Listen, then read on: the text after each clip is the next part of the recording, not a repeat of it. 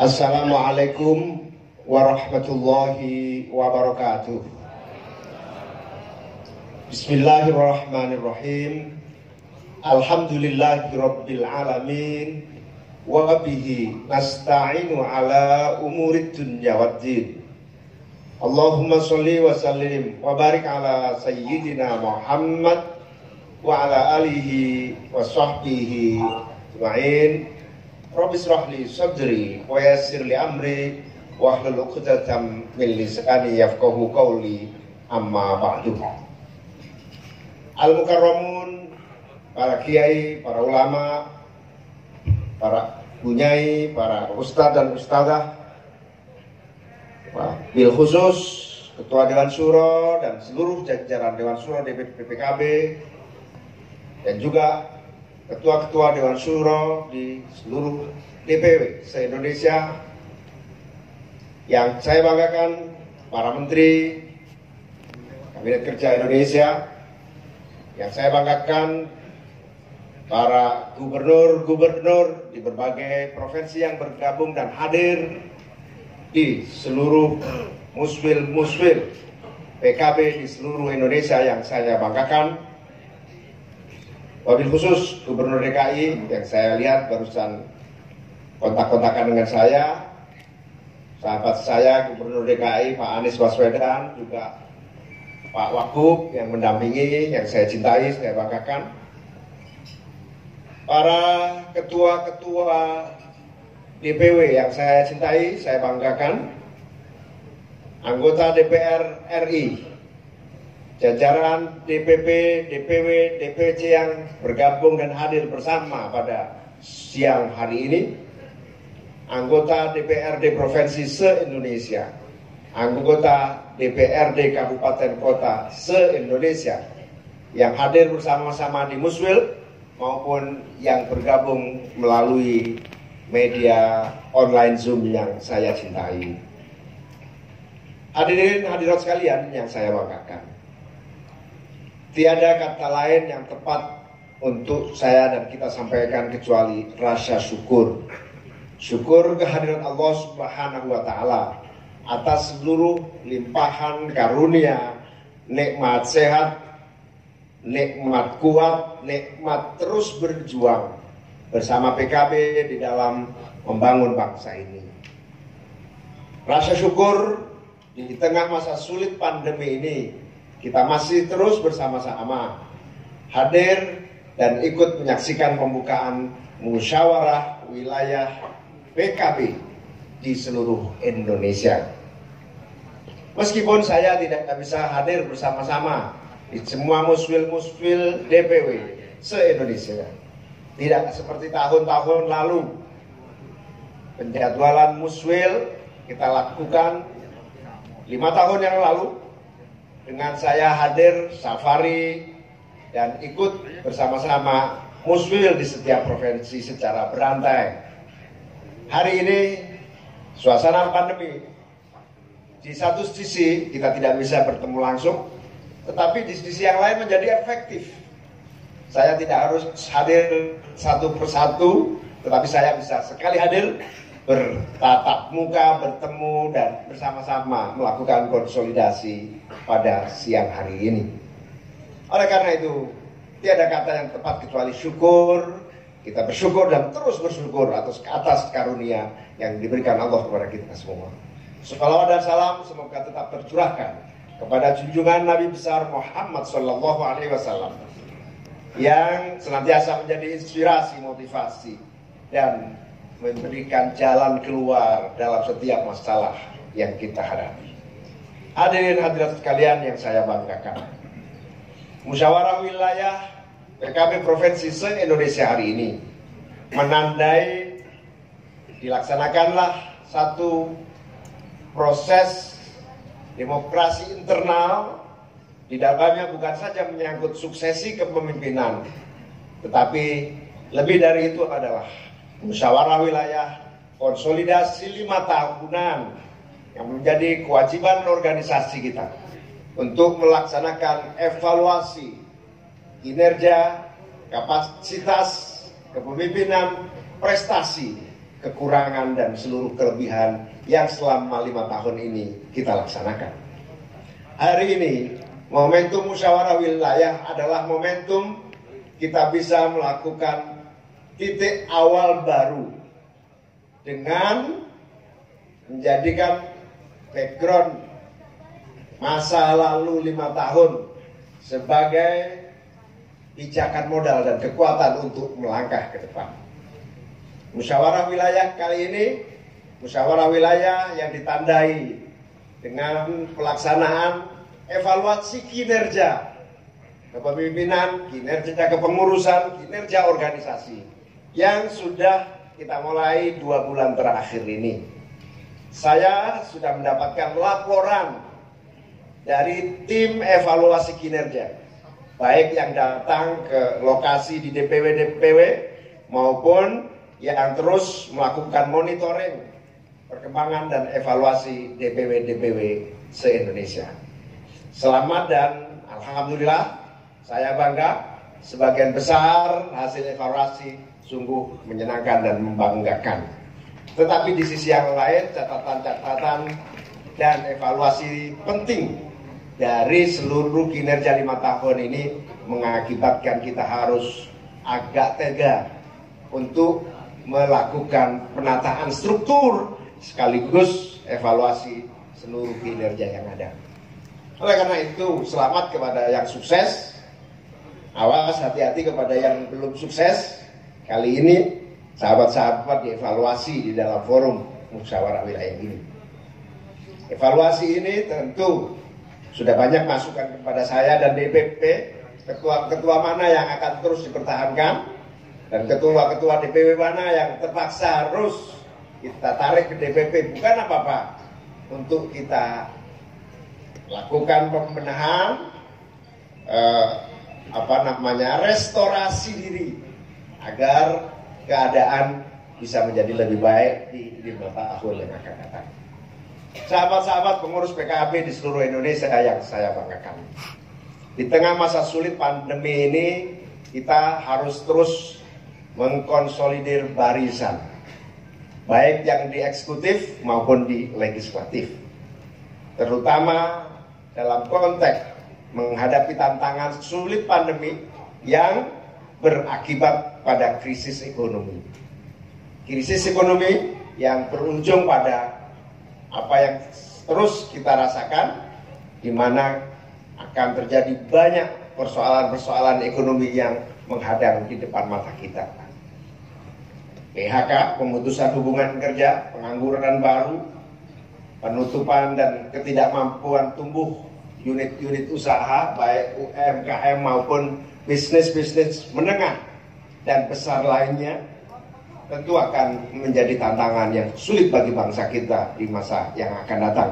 Yang kita rasakan ini disebut sebagai masa resesi. Resesi ekonomi ini akibat dampak langsung dari pandemi yang berkepanjangan. Di sisi yang lain, resesi ini akan terus memberikan akibat negatif, dampak-dampak lain yang harus kita antisipasi bersama. Antisipasi yang paling nyata dan terkait dengan PKB ini ada 3 hal. Yang pertama, tentu resesi dan krisis ekonomi ini akan melahirkan masalah ekonomi dan sosial di masyarakat. Banyak yang kehilangan penghasilan, banyak yang menjadi pengangguran baru, banyak yang kemudian mengalami kesulitan pemenuhan kebutuhan keluarga. Ini tantangan yang pertama. Tantangan yang kedua, akibat resesi dan krisis ekonomi ini, kesenjangan sosial akan terjadi di mana-mana. Jadi ibaratnya yang akan menghadapi langsung masalah ini adalah yang termiskin, yang terdampak.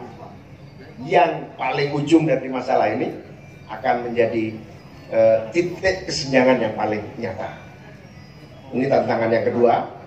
Ini berakibat kepada antisipasi keadaan sosial kita. Keadaan sosial itu bisa jadi membutuhkan penanganan dan kemampuan kita untuk ikut mengatasi krisis sosial ini. Kesenjangan ini konotasi yang paling gampang adalah krisis sosial. Krisis sosial ini akibat bisa saja karena kemiskinan, bisa saja karena dampak langsung resesi ekonomi. Nah, ketika krisis sosial ini yang paling rawan dari kesenjangan sosial adalah konflik horizontal, konflik sosial, kecemburuan sosial yang berakibat kepada konflik sosial. Ini keadaan yang harus kita antisipasi pada level akibat krisis. Yang ketiga, tentu saja kita tidak pernah berharap jangan sampai resesi dan krisis ekonomi ini berdampak langsung pada krisis politik. Krisis politik ini ada high tension, tensi tinggi politik, ada yang krisis politik dalam artian diuji kemampuan politik kita untuk bisa mengatasi keadaan. Ada beberapa hal krisis politik ini terjadi. Yang pertama, sistem politik kita tidak nyambung, kompatibel dengan keadaan yang dihadapi masyarakat.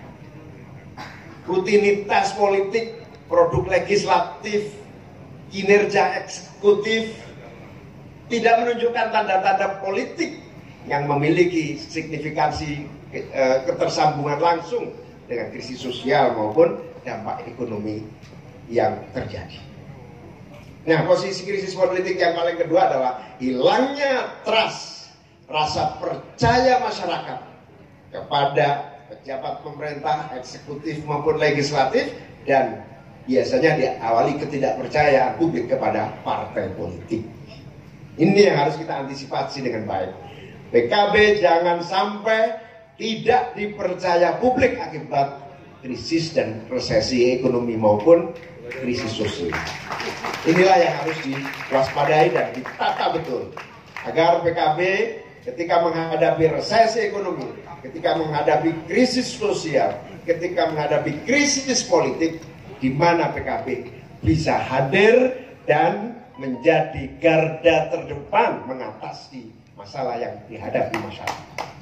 Menunjukkan hadir di dalam mengambil rasa kepercayaan publik, kepercayaan masyarakat yang diharapkan.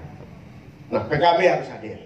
Oleh karena itu, kalau melihat situasi dan keadaan seperti ini, tema besar PKB 2021 tidak ada lain, yaitu kita bangun kesetiakawanan, solidaritas, kebersamaan untuk Indonesia bangkit. PKB, Partai Kebangkitan Bangsa, menyiapkan kebangkitan Indonesia baru yang menghadapi masa krisis dan sulit ini. Indonesia bangkit, Indonesia menjadi kekuatan ekonomi baru di tengah mengatasi masa krisis dan sulit ini. Ada beberapa hal yang ingin saya sampaikan kepada sahabat-sahabat pengurus PKB di seluruh tanah air. Kebangkitan Indonesia baru ini berangkat pada fakta di depan mata kita. Sistem kita, keadaan langsung yang dihadapi oleh masyarakat dan bangsa kita. Yang pertama akibat pandemi, yang kedua memang agenda panjang lama yang memang belum tuntas. Apakah agenda reformasi yang memang sudah berjalan sangat bagus dan indah tetapi belum tuntas, atau akibat dari krisis dan resesi yang total ini membuat kita harus melakukan setup ulang, redesign, membuat era baru, model baru. Kalau di kesehatan ada namanya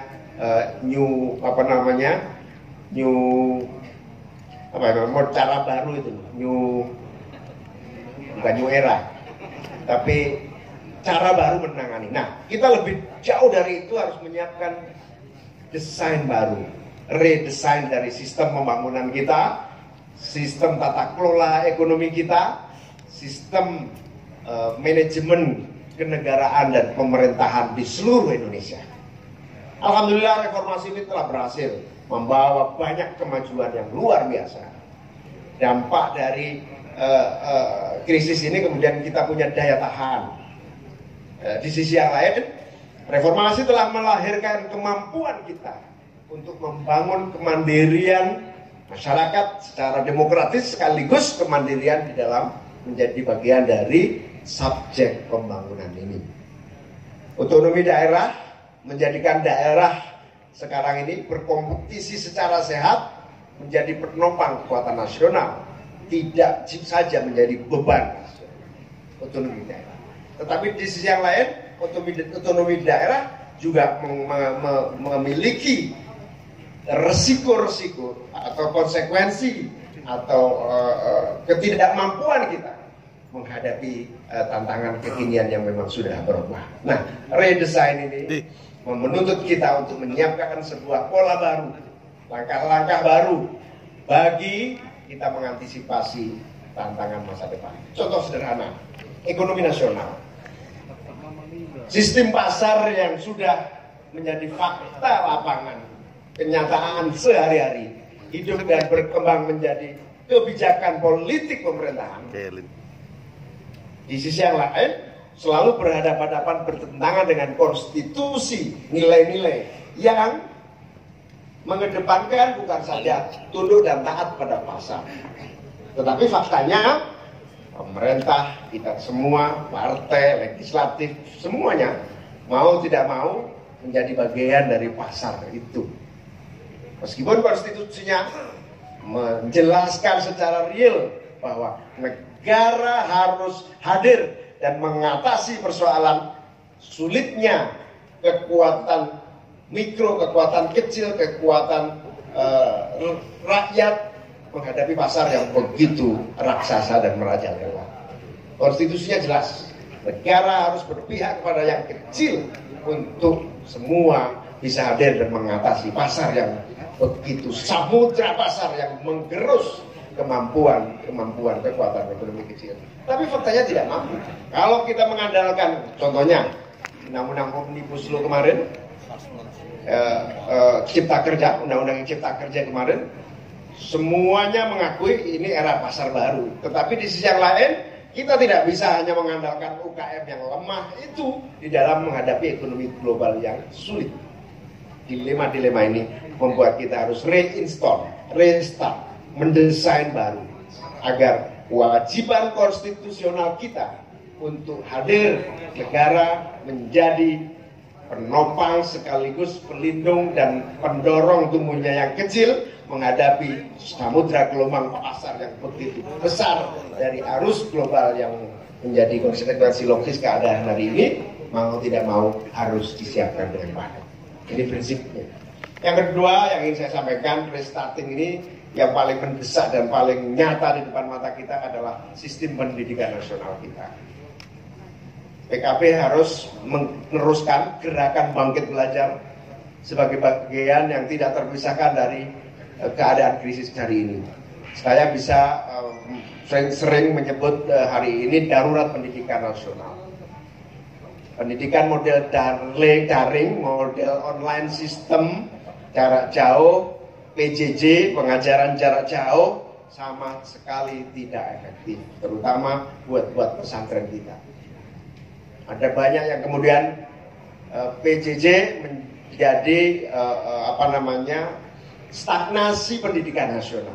PJJ menjadi pendidikan pengajaran jarak jauh, menjadikan matinya proses belajar mengajar yang sehat, terutama di daerah. Kalau di Jakarta sih wifi ada, di Jakarta pun masih banyak pesantren yang melaksanakan pengajaran jarak jauh, tapi nyatanya tidak ada isi dan proses dalam PJJ itu. Nah ini keadaan yang sulit.